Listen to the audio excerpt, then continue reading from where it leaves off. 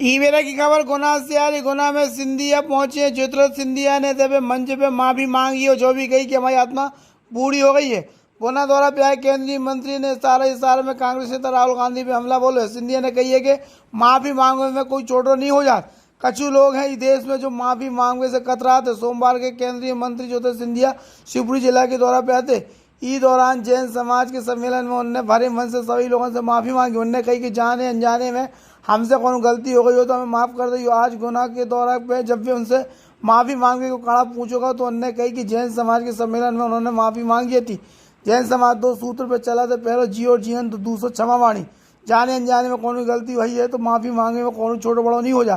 कछु लोग ही देश में जो है वे माफ़ी मांगने से कतरा थे। ई बीच गुना मुख्य नगर पालिका के वार्ड नंबर 19 की पार्षद ममता तोमर ने बाढ़ में विकास कर नहीं होने से नाराज होकर पार्षद पद से इस्तीफा देने की धमकी दी और बात लिखित में सिंधिया जी के दी। ई पे सिंधिया जी ने कही कि दिल्ली आके मिलो तो वो तुम्हारा घर है।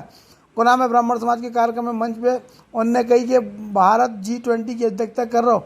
बताइए आर्थिक शक्ति 2023-14 में भारत 11वें नंबर पे है। तो आज देश में प्रधानमंत्री नरेंद्र मोदी ने इंग्लैंड के भी पीछे छोड़ दिया। आज भारत 5वें नंबर पे आकर ब्राह्मण समाज के कार्यक्रम में मंच से उन्होंने कही कि लोग कहा हम जवान हैं लेकिन हमारी आत्मा बूढ़ी हो गई। तो क्या कह रहे ज्योतिरादित्य सिंधिया और क्या कह रही ममता तोमर पार्षद सुनो सबकी।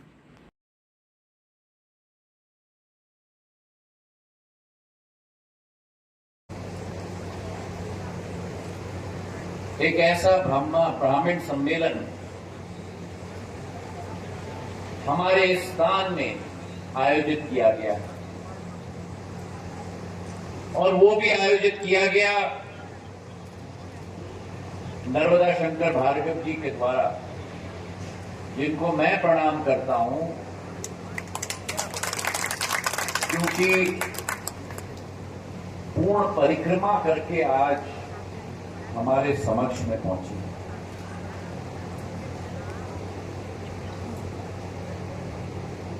मैं मानता हूं कि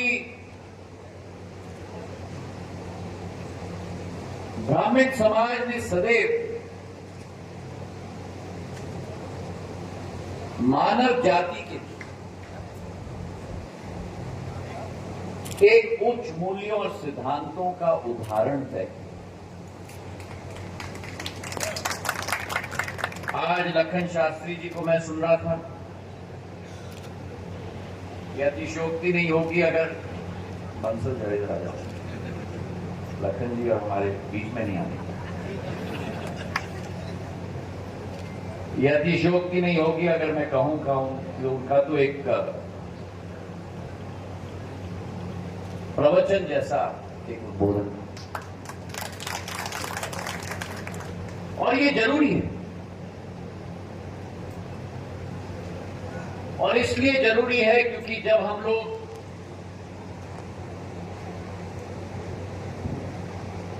संगोष्ठी करते हैं, चर्चा करते हैं,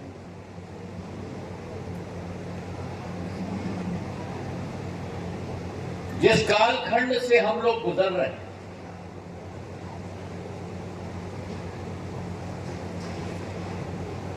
वो कलयुग का कालखंड है।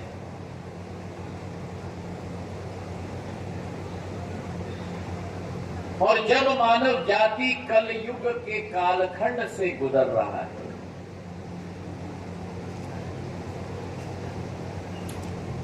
तो मानव जाति को दिशा दिलवाने का कार्य, मार्गदर्शन देने का कार्य अगर किसी के हाथ में है तो हमारे ब्राह्मण समाज के, क्योंकि उससे आपको प्रेरणा मिलती है, उससे हमें प्रेरणा मिलती है। मैं बार बार कहता हूं,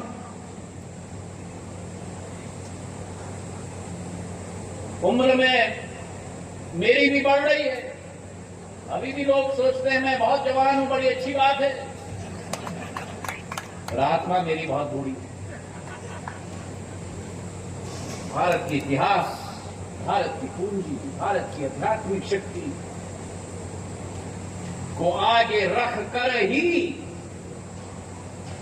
भारत की आर्थिक शक्ति को हम उजागर कर सकते हैं। एक दूसरे के पराये हैं, एक के बिना दूसरा अधूरा है। और उस भारत की आध्यात्मिक शक्ति को जागरूक रखना, उस भारत की आध्यात्मिक शक्ति को जीवित रखना, उस भारत की आध्यात्मिक शक्ति को ज्योति का प्रकाश देना, ये ब्राह्मण समाज की जिम्मेदारी है।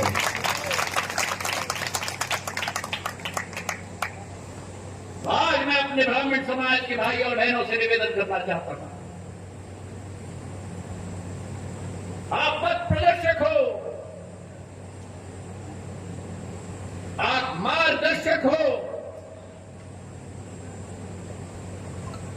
भारत का सुनहरा काल आ रहा है और उस सुनहरे काल में जैसा बुनकर, मेरी चंदेरी का बुनकर, अलोक तिवारी जी बैठे हैं, भूपेन्द्र द्विवेदी जी बैठे हैं, मेरा चंदेरी का बुनकर अपना ताना और बाना बनाता है, उस भारत माता का ताना और बाना बनाने का काम जिम्मेदारी ब्राह्मण समाज की। वसुदेव कुटुंबकम, पूरा विश्व एक परिवार है, उस विचारधारा के साथ हमें आगे बढ़ना होगा। प्रधानमंत्री जी के नेतृत्व में मुझे विश्वास है कि भारत अग्रसर होगा, एक आर्थिक शक्ति के रूप में, एक आध्यात्मिक शक्ति के रूप में, और ब्राह्मण समाज का मार्गदर्शन रहेगा तो भारत उस उच्च स्तर तक जरूर हमारे जीवन काल में पहुंच के रखेगा और पूरी दुनिया को प्रकाश देने का कार्य मेरी भारत माता की माटी देगी। इन्हीं शब्दों के साथ आपका बहुत बहुत धन्यवाद। जय हिंद, जय भारत, भगवान परशुराम। जिस देश की आशा और अभिलाषा थी इस भारत माता की माटी पर राज करने के लिए, उस इंग्लैंड को हमने पीछे पछाड़ के प्रधानमंत्री जी ने 5 नंबर पर भारत को लाया है और इंग्लैंड आज 6 नंबर पर। और विधि का विधान देखो, हमारे शास्त्रों में लखन जी लिखा गया है, चक्र है,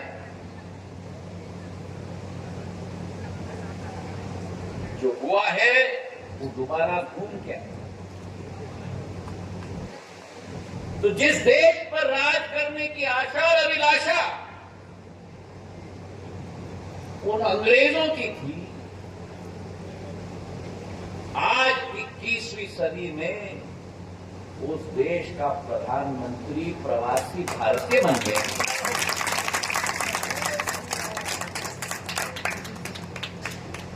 और ये आपने ठीक कहा, जय जय श्री राम। क्यों? क्योंकि उस प्रधानमंत्री का नाम भी क्या? ऋषि सुना।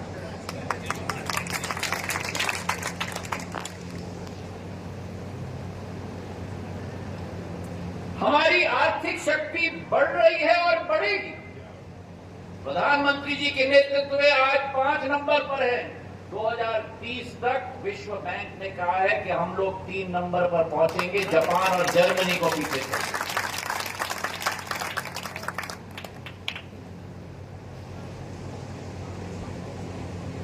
वो जो विरोध नहीं कर रहा था कि नहीं सुन रहा है बिल्कुल।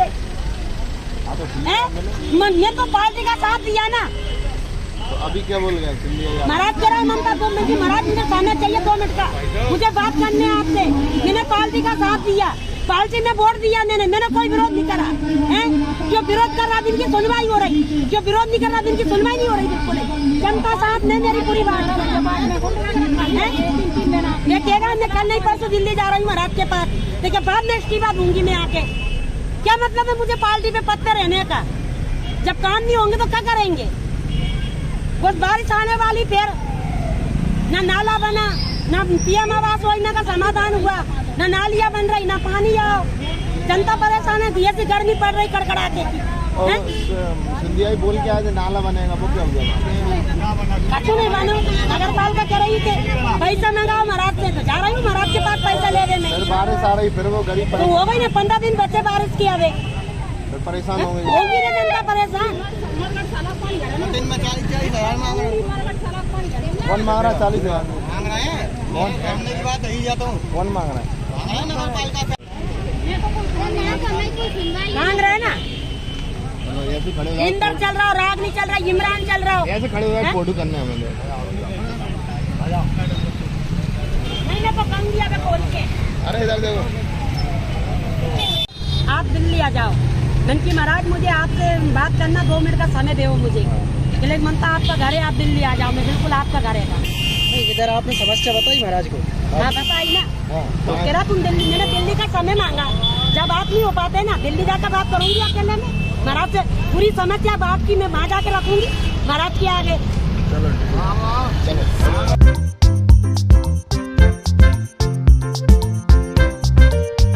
गुरुकुलम शिक्षा संस्थान बच्चों की संस्कारित जीवन और बेहतर भविष्य निर्माण की अभिनव प्रयोगशाला। आप हमें अपना बच्चा सौंपिए, हम आपको एक संस्कारित, होशियार, हुनरमंद इंसान बनाकर सौंपेंगे। सीबीएसई बोर्ड के साथ इंग्लिश मीडियम से हम आपके बच्चों को अन्य स्कूलों के बच्चों की तुलना में बनाएंगे ज्यादा होशियार और समझदार। हम देंगे अनुभवी और दक्ष शिक्षकों के द्वारा बच्चों को व्यवहारिक और ज्ञानवर्धक शिक्षा के साथ जीवन प्रबंधन बेहतरी की जरूरी ट्रेनिंग।